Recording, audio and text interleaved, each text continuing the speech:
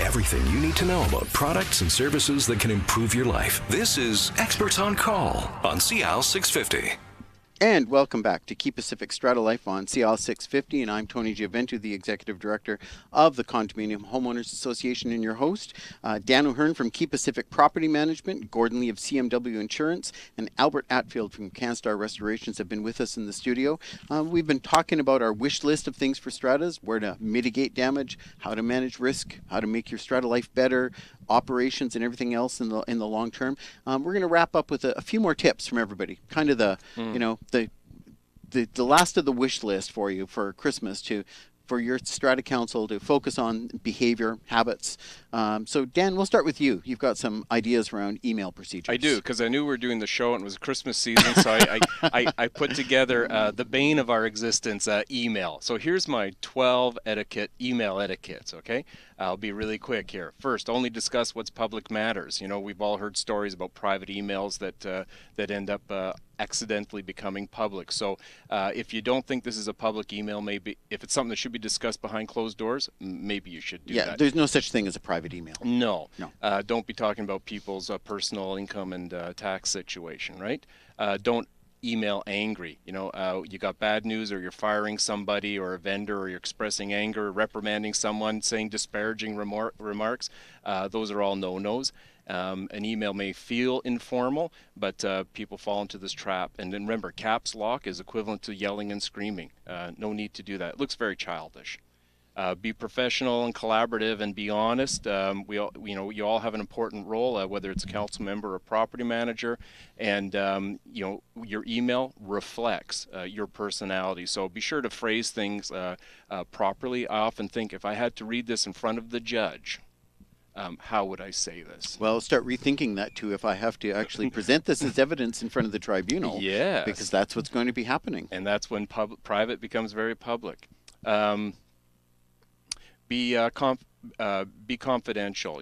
Be careful with confidential information. Refrain from discussing something that, like I said earlier, tax information could be highly sensitive. Things about a business deal may also get into the wrong person's hands.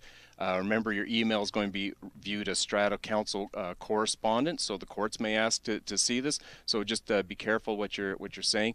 Be careful with Gmail. Gmail has a neat thing. If you're responding and you want to add somebody else that hasn't been on this string, they suddenly get the entire whole string. Maybe 5, 6 emails earlier in that chain, you're saying something disparaging about them, which you shouldn't have been doing. Shouldn't have been doing in the first place. I think maybe consider opening up your own email account. Why mix corporate issues with your private email? Again, this may be, you may have to present this as evidence. Somebody may be sifting through all your personal email just to parse out the stuff that's corporation stuff. I don't think you want that. So consider having something like stratapresident@yourbuilding.com or Gmail or something like that, right? Respond in a timely fashion. Everyone expects email to be responded within 24, 48 hours. I know our policy at QuayPacific is to get to you within the next business day. Keep things tidy.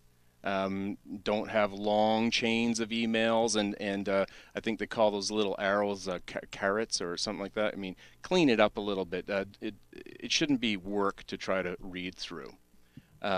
Super clear. Eighth thing is a really clear subject line.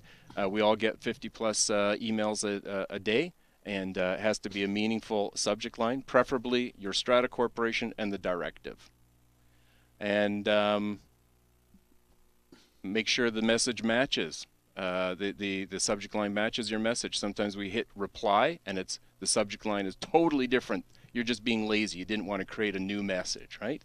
And only copy people who need to know, and give consideration to picking up a phone instead of sending an email. If something's confrontational or an issue, it's best solved face-to-face.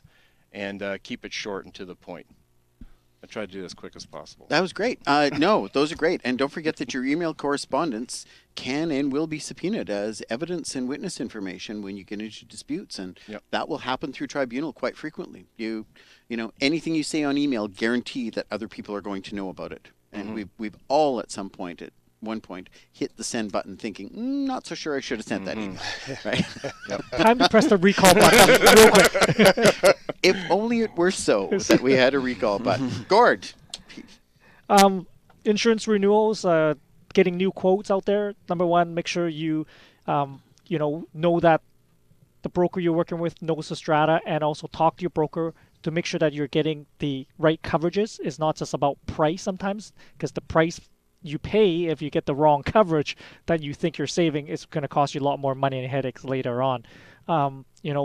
Renewals, I think we always at CMW try to get renewals out 30 days in advance, but one of the things that restricts us in doing that is getting the renewal information that we need to the insurance company in advance. So usually, we'll ask 60, 90 days in advance for this information, but sometimes we don't get that.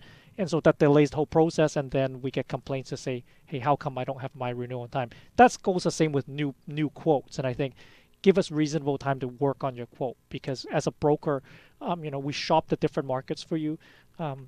It's not like we just give you an instant price when you call us or contact us. So, and also your strata is different than any other strata. Sometimes there's things we need to know about it and work on it to provide you with a quote and customize it for you. One of the things when you're looking at your policy is deductibles can change. So we're starting to see a bit of a creep now in earthquake deductible from 10 to 15%. But strata corporations can actually negotiate to buy down that deductible amount, right? Yes. And so, and some strata corporations do that. They actually buy it down to 5%. But they need to be proactive because if there are going to be additional costs above and beyond the insurance, they need to be getting the approval of their owners at a general meeting to spend the funds for this. Yes, that's something that buying down the deductible on earthquake has been something around that just came out early this year that's becoming a little bit more popular. And that's exactly what's happening is that, we need to, when those quotes go out, it needs to be approved for those budgets. So a lot of times we see that strata corporations are interested in it, but they cannot approve it for this current year until they go to the AGM for the new budgets. But that's a huge issue, and I think strata corporations should spend the money to buy those deductibles down, because it's a huge liability to the unit owners. Well, and basically when the deductible is 10%, it basically means 10% of the replacement value of your building and your units today. That's correct, right? Not 10% of the damage. Exactly. It's a big amount. So, if you're in a building where your units are averaging in value of $500,000, and that's the reconstruction cost, you're looking at a $50,000 deductible per unit. It's a pretty steep cost, and a lot of homeowner policies don't cover $50,000. So, the strata can buy that amount down, but again, it's something they have to negotiate. So it's one of the challenges that they have. Yeah. Well, Albert, safety. It's kind of like we've saved the best for last. Right. Well, for safety, for me, I always feel people should know their surroundings, know what's going on within your building, preventative maintenance, things like that. Specifically with fires, know where everybody's supposed to meet. They know how to get out of the building, know where you're at. I think it's really important that people pay attention to those. As Dan was mentioning earlier, they send out letters for you to read before you go to the meetings. Well, you should know where you go when you have a fire, where everybody meets, because they want to be accounted. So those are the kind of things that I like people to be aware of. Yeah, emergency plans. We're going to start seeing a lot more emergency planning in the coming years with the provincial government and our municipalities, because people are, honestly, people are just not prepared for a major event should it occur with the province. And so, strata corporations are their own little collective communities that need to start looking at emergency plans. And I was going to say, the only other thing that I really think that strata councils, give yourselves a present. Create a strata council operations binder that every strata council member has. So council members have access to information. We have a great index on the CHOA website. You can print it off. Gives you a checklist of all the things you need to be in there. But there are things like your depreciation report, your bylaws and your rules, minutes of your meetings, minutes of your general meetings, council meeting information that you need to have, copy of your insurance policy, copy of your annual maintenance and inspection reports, copies of all the contractors of the suppliers that you work with. They need to be renewed and updated on a constant basis, and it's one of the obligations of Strata Council to deal with all those records. And so, putting a binder together that council members have, and the binder belongs to the corporation. So when council members change, those binders pass on to the new council members. It just becomes a continual living document, as we talked about earlier, with a number of things like bylaws, so that everybody's up to date on what's happening in the strata. So thank you both very much for joining us on the show. Dan, thanks so much for hosting the show. It's been great. We'll look forward to more shows in the future, and we'd wish everybody a really happy Christmas. On behalf of the staff and the crew at 650, thanks, Dwayne, for your great service, and happy holidays to everyone.